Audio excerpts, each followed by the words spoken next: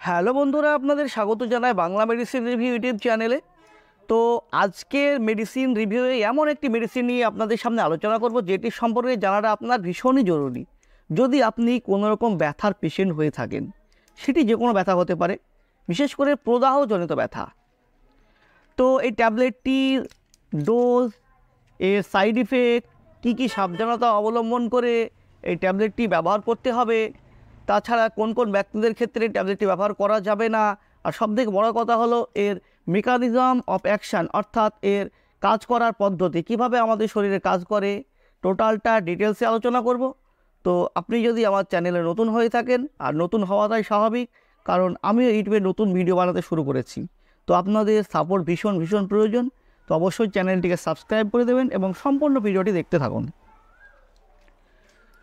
তো ইপকা কোম্পানির যে জেরোডল এসপি ট্যাবলেটটি মূলত তিনটে কম্পোজিশনের সংমিশ্রণে এটা তৈরি করা হয়েছে: অ্যাসিক্লোফেনাক, প্যারাসিটামল ও সেরাটিওপেপটাইডেস।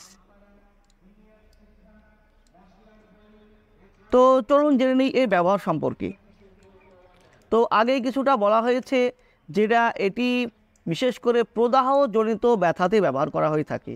সেটি হতে পারে আর্থাইটিসের ব্যথা, চেস্ট ইনফ্লামেশনের ব্যথা, কোমরের ব্যথা, হাঁটুর ব্যথা, আর তাছাড়া দাঁত অর্থাৎ মাড়ির ইনফ্লামেশনের জন্য যে ব্যথা, সেই ব্যথাতে প্রভৃতি ব্যথার কারণে এটি ব্যবহার করা হয়ে থাকে।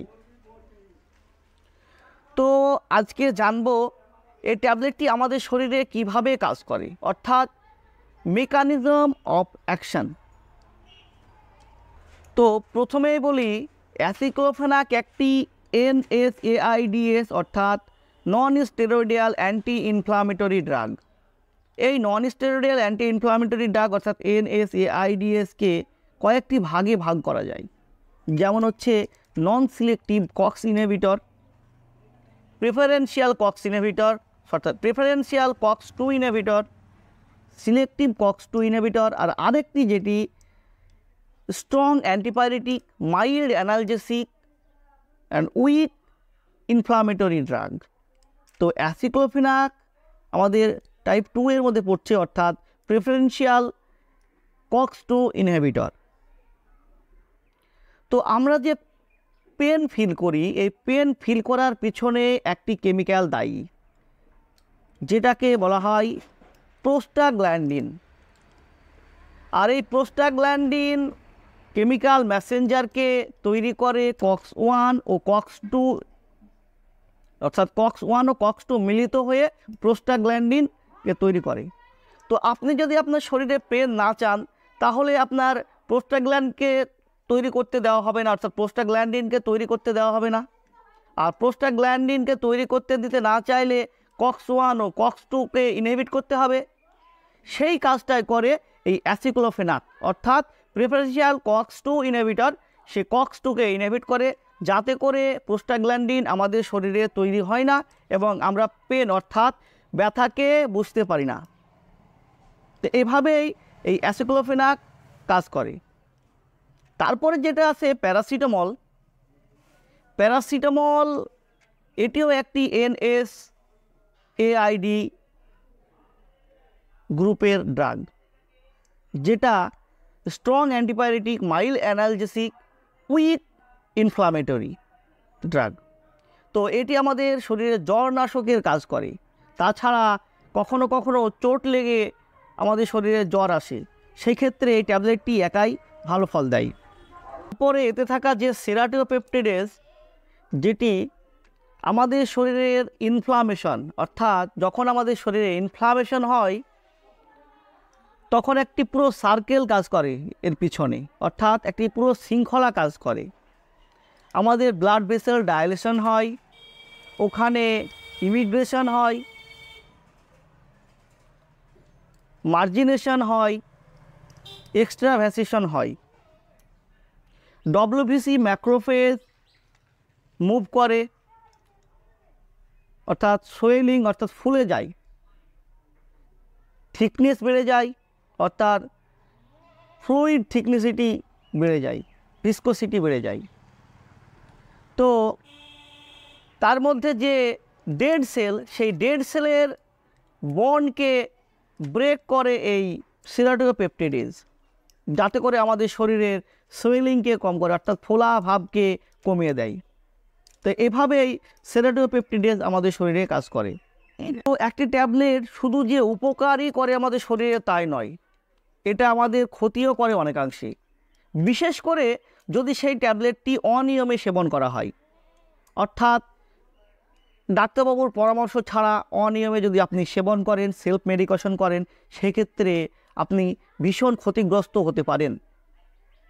বিশেষ করে এই ট্যাবলেটের ক্ষেত্রে, যেহেতু এটি NSAIDs অর্থাৎ non steroidal anti inflammatory drug, তো এটি চাইলেই আপনি ব্যবহার করতে পারেন না। এটি আপনাকে ডাক্তারবাবুর পরামর্শ নিতে হবে। ডাক্তারবাবুর পরামর্শে প্রেসক্রিপশনের মাধ্যমে ডাক্তারবাবুর পরামর্শে তৈরি করা, নির্ধারিত করা ডোজে এটাকে আপনাকে সেবন করতে হবে। তা না হলে আপনি বিপদের সম্মুখীন হতে পারেন। তাছাড়া এই যে অ্যাসিক্লোফেনাক একটি প্রিফারেন্সিয়াল COX-2 ইনহিবিটর, তো এটি আমাদের সাইড ইফেক্ট হিসেবে আমাদের শরীরে আলসারকে ছেড়ে দিতে পারে। তো কিভাবে হয়? আমাদের শরীরের যে COX-1 সেটা প্রোটেক্টিভ বায়োকার্বনেট সিনথেসিস তৈরি করে, যেটা আমাদেরকে আমাদের শরীরের অ্যাসিড থেকে রক্ষা করে। তো যদি COX-1কে আপনি ইনহিবিট করেন, তাহলে প্রোটেক্টিভ বায়োকার্বনেটের ক্ষতি হচ্ছে, অর্থাৎ বায়োকার্বনেট না থাকছে না। আর যদি প্রোটেক্টিভ বায়োকার্বনেট যদি আমাদের শরীরে না থাকে, তাহলে আমাদের শরীরে আলসারের মতো সমস্যা দেখা দেবে। তাছাড়াও এতে থাকা যে প্যারাসিটামল, একটি প্রাপ্তবয়স্ক ব্যক্তি একদিনে সে 2 গ্রাম অর্থাৎ 2000 mg প্যারাসিটামল সেবন করতে পারে।